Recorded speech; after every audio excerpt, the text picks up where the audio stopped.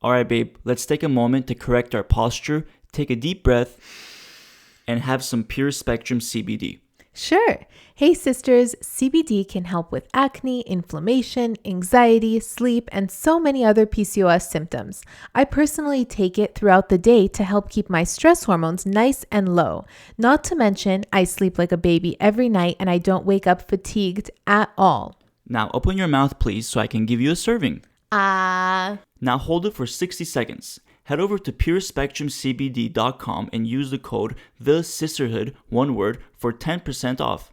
Can I stop now? Nope, you got 30 more seconds. Did you hear about that sister who took Ovasitol and finally got her period after a year of not having one? Incredible. I see those kinds of messages on Instagram a lot. How does that even happen? Well, Ovasitol helps with healing insulin resistance, a common root issue that most PCOS sisters have. And by targeting insulin resistance, we're seeing sisters kick those crazy cravings, finally regulate their periods, ovulate, and improve their egg quality. Each packet of Ovasitol has a 40-to-1 ratio of myo-inositol and D-chiro-inositol. This ratio is similar to the ratio that should be found in the body, but with women like me who have PCOS, this ratio is often imbalanced. So, taking Ovasitol can be super effective in treating insulin resistance, starting from the root of the issue. So awesome. It tastes like nothing, so just warn me when you put it in a cup so I don't drink it. You got it, boo. Check out the link in the description to get 15% off your order.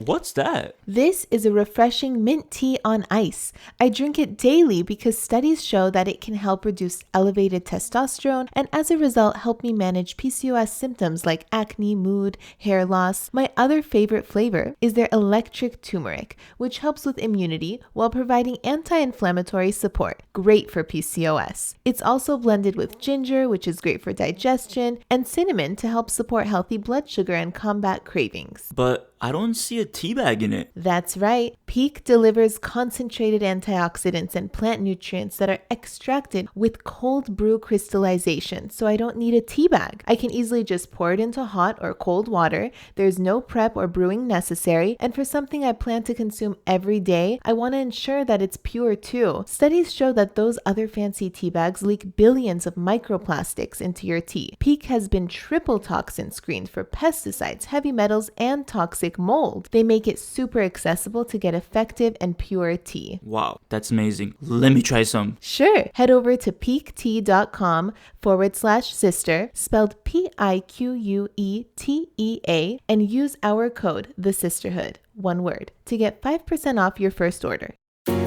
Welcome to A Sister and Her Mister, a podcast where we show you the real behind the scenes of how we balance the PCOS lifestyle in our marriage, gluten and dairy free. I'm Talene, your fellow sister and registered dietitian. And I'm Sirak, husband, engineer, and PCOS personal trainer. We're gonna make PCOS a little less overwhelming and a lot more fun. Sister and Her Mister. Welcome, sisters, to another episode of the podcast. Today, we have a very special guest, and he is the founder of Ovasitol, Dr. Mark Ratner. He is a physician, urologist, and works with one of the largest fertility practices in the United States. He is a founding physician of Theralogix and Ovasitol and serves as the chief science officer of the company. Thank you, Mark Ratner, for joining us today. My pleasure. There are so many sisters listening right now who are taking Ovasitol and they are loving it. We always hear such wonderful reviews. So I just want to say thank you on behalf of all of the women with PCOS who love Ovasitol. That You're has very helped welcome. them get our periods back and regulate so many PCOS symptoms. Great to hear. Yeah, I mean, one of them being you, Tallene. Yes. You were taking Ovasitol with your when you were first diagnosed with PCOS and stuff. Yeah, it took me a while to come across it, which was interesting. Someone had to show it to me. A doctor didn't actually tell me about it. And my friend showed me because she had PCOS too.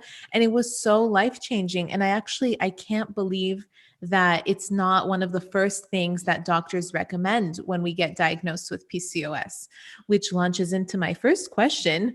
Why do you feel like doctors aren't recommending inositol or Ovasitol, when sisters are first diagnosed with PCOS? So the story behind inositols and the potential benefit in PCOS women is a really interesting one. And it starts like a little bit more than 20 years ago. And it actually starts in the United States. There was a company in Virginia that tried to produce a pharmaceutical, a drug, which was inositol. It was basically just inositol. And they published a study, I think it was 1999, in the New England Journal of Medicine, using inositol for women with PCOS. But they used a relatively low dose. To make a long story short, that company then tried to develop the product by using higher and higher doses. And what they discovered was that if you give women with PCOS high doses of inositol, it does no good. And in fact, it's harmful. And so they lost interest in it. And for a number of years, it went nowhere. But then in Italy and other parts of Europe, scientists began to look at other forms of inositol, particularly myo-inositol. And it was really the Europeans who then kind of took the ball and ran with it, so to speak. Okay. All of the basic science, all of the clinical studies that were published over the last 15 years were in European journals. And there's a certain attitude, I don't want to speak ill of my fellow physicians here in the States, but there's a certain attitude which some people jokingly will call NIH syndrome, which means not invented here. Okay. Oh, So, my gosh. Okay. okay. Well, I mean, it's a facetious Yeah. joke, but I mean, the point is that docs in the United States, they don't necessarily read the journals that get published in Europe. Okay. Mhm. And so about 4 or 5 years, no, maybe 5 or 6 years ago, we were following the literature in Europe, and we realized that there was a tremendous amount of evidence piling up about the benefits of using myo-inositol and inositol together for PCOS, not only for fertility, restoring ovulation and improving fertility, but also for dealing with all of the metabolic issues that women with PCOS have. And so we produced this product. We created Ovasitol, okay, maybe 6 years ago now. And then we really had a job to do because, as you just pointed out, the doctors that we were speaking to, we would go to fertility conferences. We have a sales force that calls on doctors' offices around the country. And we would get a lot of blank looks. Yeah. Okay. And so the answer to your question is it's been a very slow process for us to educate physicians in the United States about the science and about what the studies show. And in fact, a couple of years after, maybe a year after we launched the product, we were put in touch with one of the premier PCOS researchers here in the United States.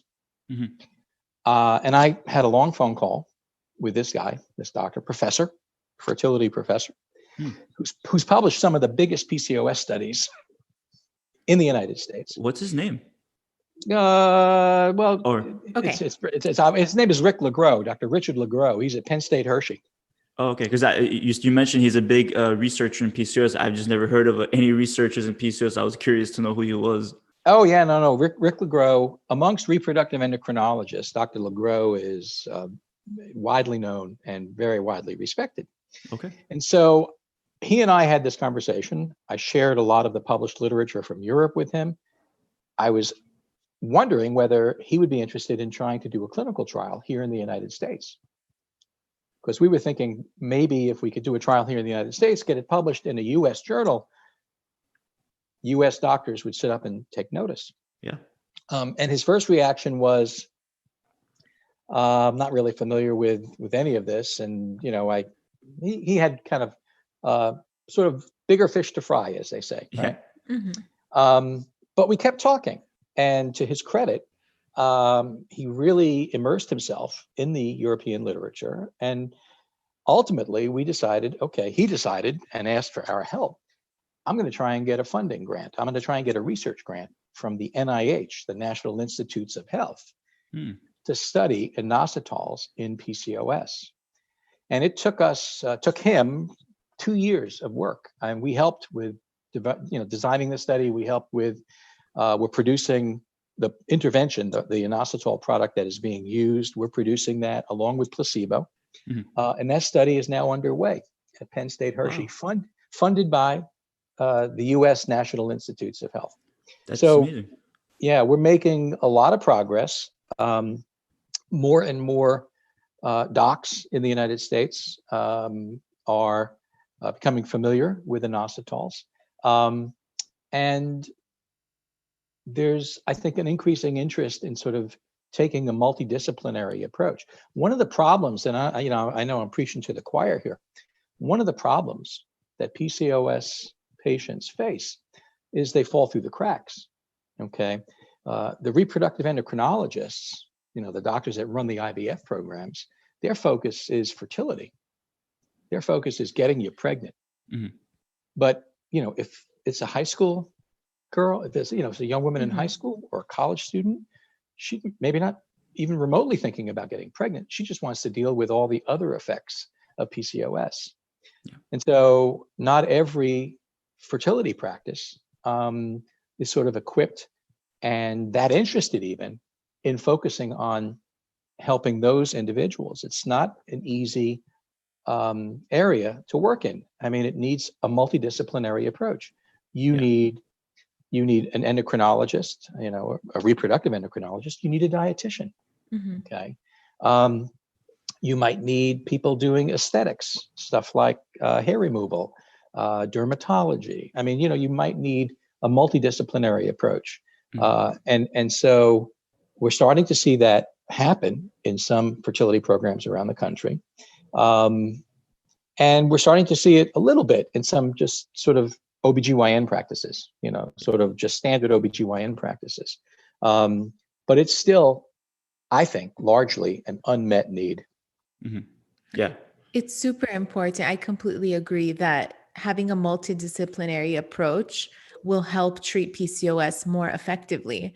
And, women with PCOS do fall through the cracks, oftentimes going misdiagnosed or simply ignored and given birth control until they decide to have babies.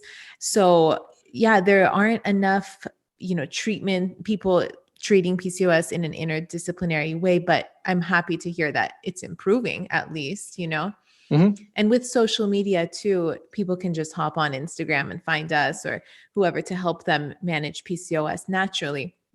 Yeah. Sure. In addition to going to the doctor's office. Yeah. And then could you explain what inositol is and why it's important, the ratio of the 40-1 myo and D-chiro inositol?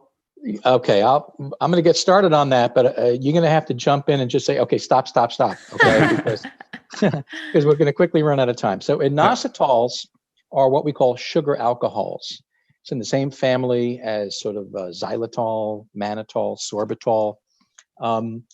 There's actually 9 different inositols. They are what we call stereoisomers. They all have a slightly different configuration of the molecular bonds that hold the molecule together. 2 of those 9, myo-inositol and D-chiro-inositol, are very important in our body's insulin functioning. They serve as what we call the second messengers for the insulin hormone. So the pancreas releases insulin when the sugar level in the blood goes up after a meal, let's say. And then when insulin binds to the surface of the cell, as it binds, the receptor that it binds to has to release what we call second messengers into the cell that tells the cell what to do. Okay. And it turns out that those second messengers are myo-inositol and D-chiro-inositol. So those 2 compounds are very important for the normal functioning of insulin in our body. Insulin is what allows our cells to take the sugar up from the bloodstream, right? And process it, burn it for energy, or maybe sometimes even store it as glycogen for later use. If you can't take in the sugar, if your cells can't take in the sugar, the sugar level in your blood goes up and up and up and up. Okay. We call that hyperglycemia. Okay. Now, when the problem is insulin resistance, what's going on is that the second messengers are not being released properly. And as a result, you can't take the sugar in, so the sugar builds up in the blood. And the pancreas, which is what's making the insulin, the pancreas sees all that extra sugar in the blood and says, "Ooh, we need more insulin." So the pancreas then releases extra insulin into the blood because the insulin is not working like it's supposed to. The second messengers are not being released. As a result, patients who have insulin resistance, they have elevated blood sugar and they also have elevated blood insulin. Mm-hmm. So this is what happens in insulin resistance. It's also what happens in type 2 diabetes and PCOS and gestational diabetes, women who get diabetes late in their pregnancy. All of those things have as the underlying cause what we call insulin resistance, meaning there's plenty of insulin. It just doesn't work right because those second messengers are not being released properly. Yeah. And so when we say they're not being released properly, what it really boils down to is the ratio between myo and D-chiro inositol. The body's normal ratio is 40-1. 40 myo and 1 D-chiro. So much more myo than D-chiro, right? And sorry, It's okay. my dog making noise. It's okay. He's the second guest on the podcast. Yeah. The joys of the pandemic, right? Working Oh from home. yeah. I know. Okay, he could start again too. Anyway. Okay, so the point is, what happens in insulin resistance and in PCOS is that the ratio gets out of whack. Okay, and our goal in supplementing Ovasitol, let's say, is to restore that 40-1 ratio, which allows insulin sensitivity to improve, which means insulin resistance decreases. Okay. Yeah, that was great. I love that explanation because a lot of times we explain to the woman with PCOS that the reason Ovasitol is such a great option, it has a 40-1 ratio, but the way you explain it there is like a better scientific overarching explanation. Because I know a lot of women with PCOS are asking, can I just take inositol instead of Ovasitol? And we always say that Ovasitol has the 40-1 ratio that mimics the ratio in your body and works more effectively. Yeah. That's exactly correct. Yeah. Yeah. All right. Well, I'm glad we were correct. Yeah. And what effect does Ovasitol have on helping with pregnancy and the risk of gestational diabetes for women with PCOS?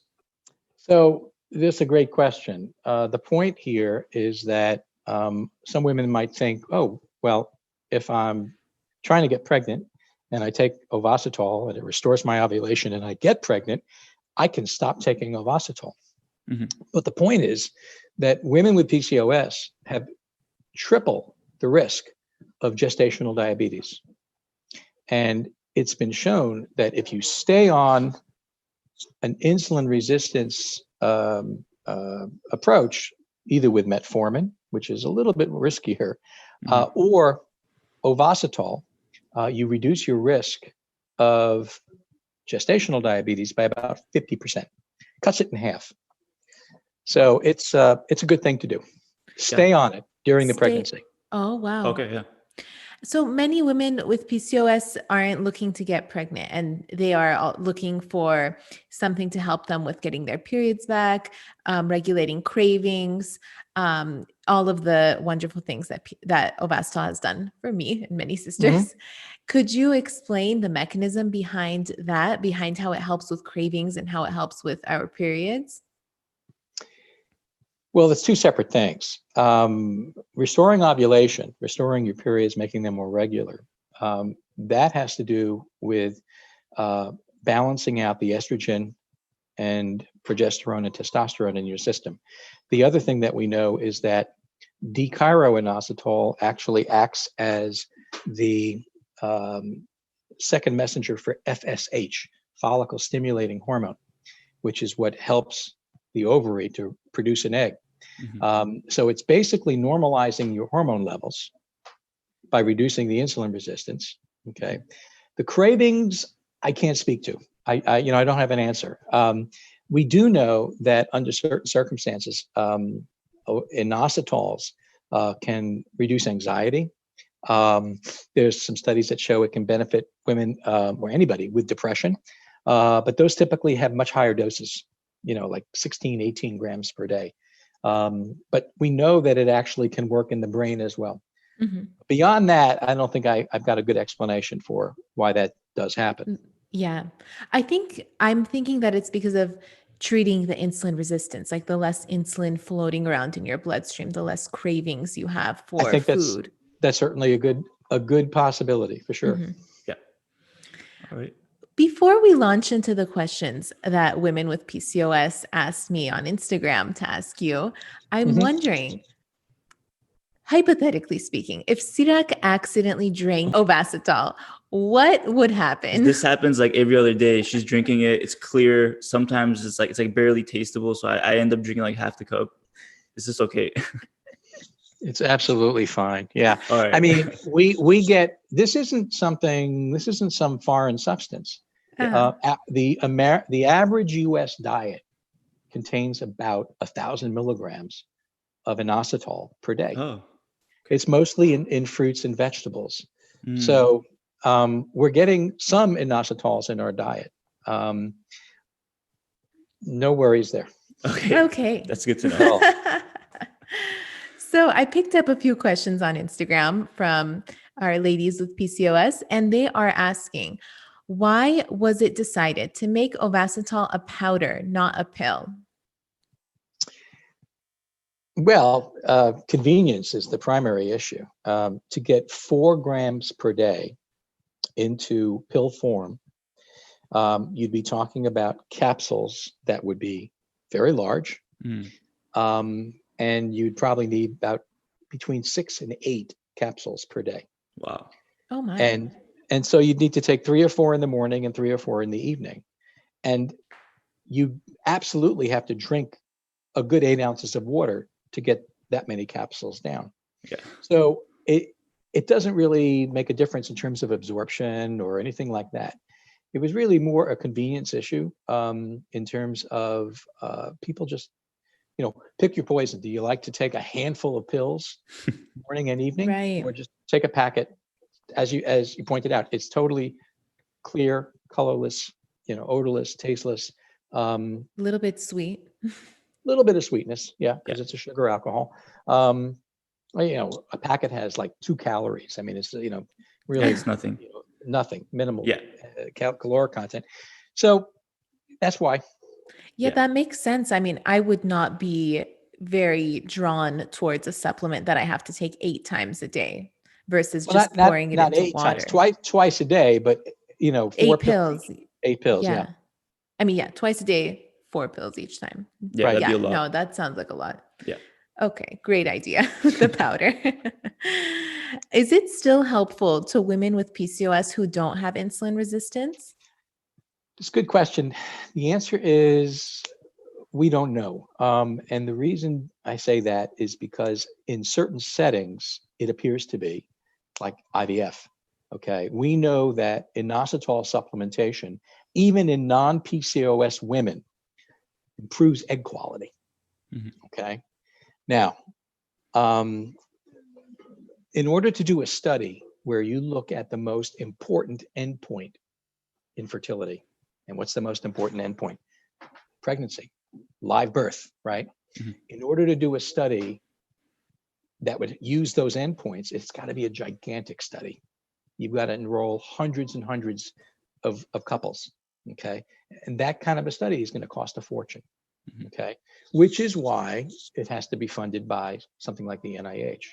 And so the point is that the studies that have been done in non-PCOS women with inositols, they tend to be in a model like an IVF setting, okay? Mm-hmm.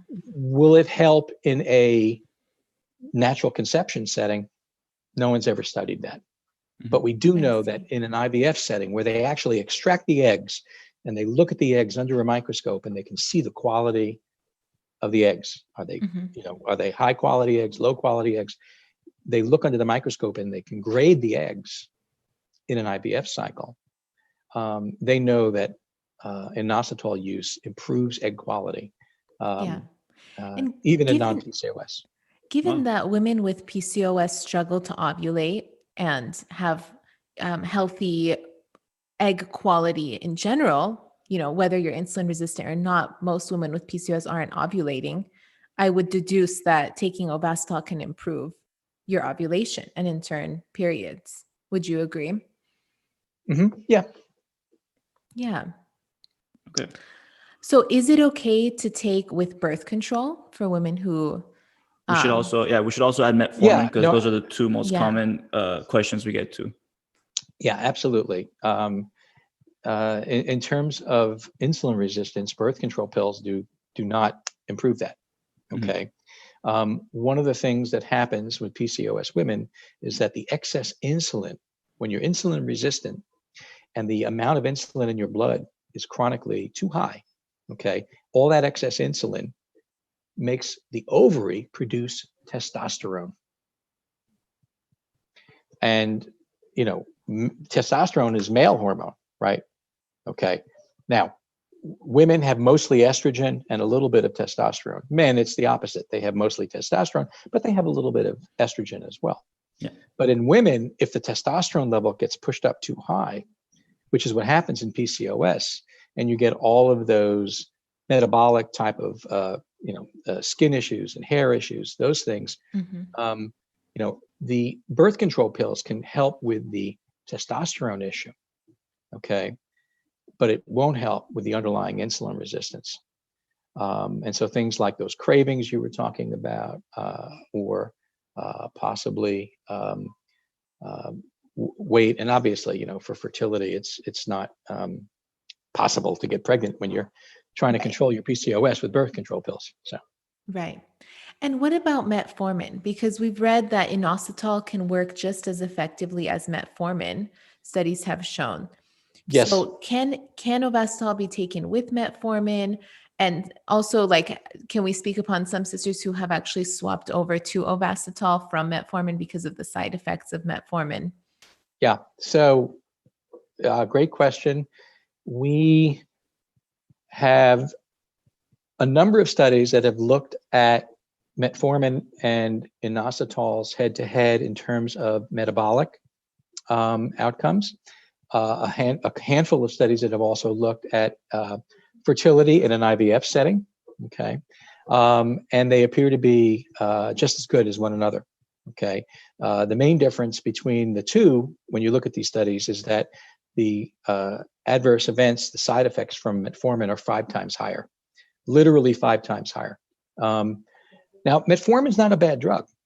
I don't want to badmouth metformin. There's actually some evidence about metformin being a longevity drug. And there's actually a couple of big studies that are ongoing right now because it has to do with sirtuins and sort of extending the lifespan of cells that would otherwise die. And so metformin, except for its tolerability issue, not a bad drug.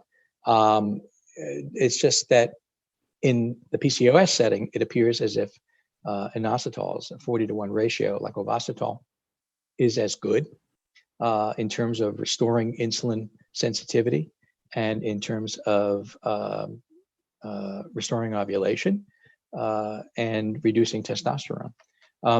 So can you take the two together? Yeah, you can. It's probably not going to help you much. There's a couple of studies, one recently published, that looked at inositol alone versus inositol plus metformin. Combine the two, or just do inositol alone. No real difference. Oh, wow. Wow. No real difference. Yeah. Okay. So. One last question. Can we take, or should we take, Ovasitol for more than 3 months? Because I know it comes in a 3-month supply. Yeah. So the answer to that question is not really. It depends, but the answer really is this: why did we give it put it in a 3-month supply? Because most of the studies show that a 3-month course of inositol supplementation is probably the minimum reasonable trial to restore ovulation. You can't take it for a month and say, oh, still haven't gotten my period. This isn't working. Most of the studies say, give it 3 months. In terms of the metabolic issues, in terms of the hormone issues like testosterone issues and insulin resistance, you may need to see 6 months before. It may need to try it for 6 months before you start to see skin and hair issues starting to respond fully. So that's why we did 3 months. If you go on Amazon, it's really kind of, I guess it's sad but not surprising. If you go on Amazon, the biggest selling inositol product, I don't even remember the name of it. It costs like, $24.95. Yeah.